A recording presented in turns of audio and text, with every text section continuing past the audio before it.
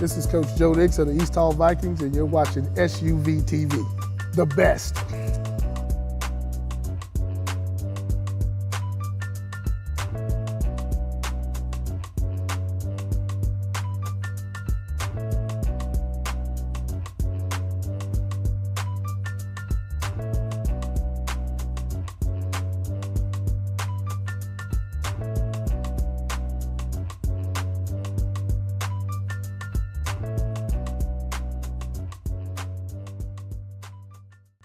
East Hall has traditionally had good basketball, starting in the 80s and 90s.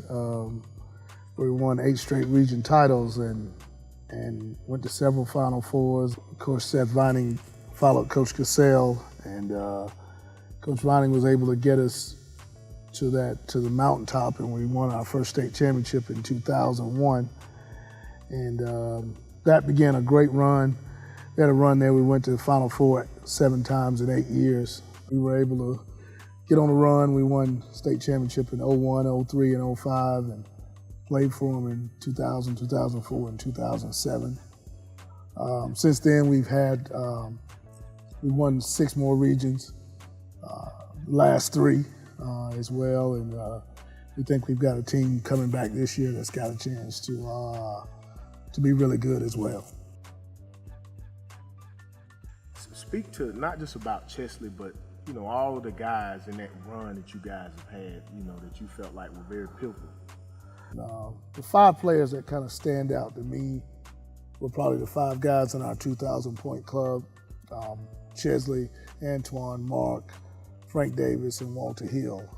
But as good as those 5 guys were, we probably had another 10 to 15 guys who I would say were elite level players. You guys had a load of talent.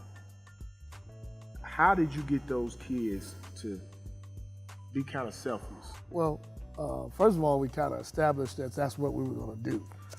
And they knew coming in, so it wasn't a shock to them. That was one thing. Second thing, I think, is they figured out that if we play this way, it doesn't, quote unquote, hurt our numbers. Guys are still going to be able to score. You're just going to be doing it at a much faster pace than other folks.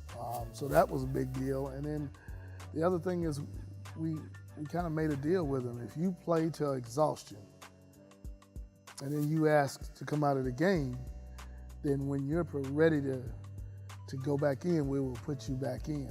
So that made guys not pace themselves because they knew, well, when I come out, once I'm ready to go, coach is gonna put me back in. If there was a moment that you could freeze in time, from the standpoint of, the run that you guys had, what moment would it be? Well, I know you won 3 or 4 state titles, so everybody don't get to that point. But. Probably the state championship game in 05. That group, just the level they played at, and I can remember that clearly. I was so upset the day of the game because we didn't get to have our morning shoot around or our morning walkthrough. I'm all wound up because I'm thinking, well, we gotten out of our normal game routine, and the kids, they were just as calm, and they said, Coach, don't worry about any of that. It won't matter tonight. And it did matter. Who's that group of guys that you look and say, man, I can learn something from what he's doing and take it and make it happen in my program? Probably Jesse McMillan over at Norcross and Cabral Huff at Duluth. We did some joint practice stuff with them during the summers and spent a lot of time bouncing ideas off of them. And we stole a couple of drills from them, and they got a couple from us. I think Alan Whiteheart at Milton, he and I talk regularly. Benji Wood here in Gainesville, Benji and I, we talk regularly too. People think we're not friends, but we are, and we talk basketball all the time. And those four probably more so than anybody. Scott Bracco at Lambert as well. He and I discussed basketball quite a bit as well. Daniel Bowles at Brookwood, and then of course Eddie Martin and Gene Durden over at Buford. Guys get matching state titles, so I talk basketball with them quite a bit too, and I stay in touch with David Boyd as well. Coach Boyd and I talk or text back and forth regularly too. So those are some of the folks that I talk with and have conversations with basketball-wise. What is your thoughts about the game of basketball within this state? Just from the standpoint of, in my opinion, how strong it's been player-wise and even team-wise. Just what's your thoughts on the state of basketball here? Well, Georgia basketball is, I would say when you start talking about states across the country, Georgia basketball is one of the elite states as far as the basketball that's being played here. And that's just not me saying that. That's guys, like I said, I got friends in Texas and in Alabama who are saying the same thing, Florida. So when you start talking about, you know, the guys out there, the teams out there, our teams can go up against anybody, anywhere. I mean, and that's been proven. You know, that's just not me saying that. That's been proven. If you've won a state title or you've gotten to a Final Four or whatever it may be in this state, you have earned it. I mean, you know, there's not a classification I would say, well, you can get in that classification, you won't be no problem. Right. No, every classification has some dogs, and you're gonna have to deal with them, and you're gonna have to beat somebody really good of an elite level in order to win. Okay, so away from basketball, a day in the life of Joe Dix. What's that one thing that puts Joe Dix in that comfort zone? I like being with my family. I like hanging out with them. I got a 7-year-old now, so he's gotten to that point where, you know, me and him are able to do stuff together, and you know, sometimes Mama need a break, you know, and so he and I, we play video games and do all this different stuff together, and he enjoys being with me and wants to go everywhere with me. You know, sometimes we can't, but to me, that's when I'm at my best, when I'm away from the game. All right, so when you jump in the ride, when you take off, what's on the iPod? What you listen to, Coach? I'm a big Prince fan, man.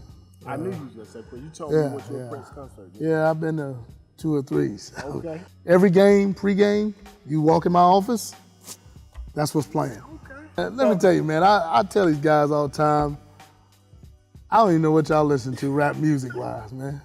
You know, they call it mumble. Right? Yeah, man. See, you know, I mean, I'm like, wow. You know, what happened to Public Enemy? You know, Boogie Down Production. That's me, Eric B. and Rakim. I'm old school. But, you know, believe it or not, I listen to a little bit of country music, man. Okay. You know, little Garth Brooks, you know, Rascal Flatts. I got a little bit on my playlist. At Rabbit Town Cafe, you gotta go by there for breakfast. Because if you get a biscuit there, the biscuit is the meal, okay? It's like, the biscuit is for grown men only. Yeah. For lunch, I'd go to Senor Fiesta, nice little Mexican restaurant down the road. Dinner, I'd go down on the square to this place called Atlas Pizza. And they got a calzone that's bigger than the plate. MJ got to be in my foursome. Michael Jordan's got to be in my foursome. I would want President Obama in my foursome. And I guess we need a really good golfer, so we're gonna take Tiger Woods and stick him in there with us. So, yeah, so that'd be my other 3 to play with me. Last year I tried not to get a technical fouls. So I had gone 4 years without one. And then I get one last year. And I didn't think I deserved the technical foul. And the guy said, I clapped my hands, and I was standing about 5 feet from him.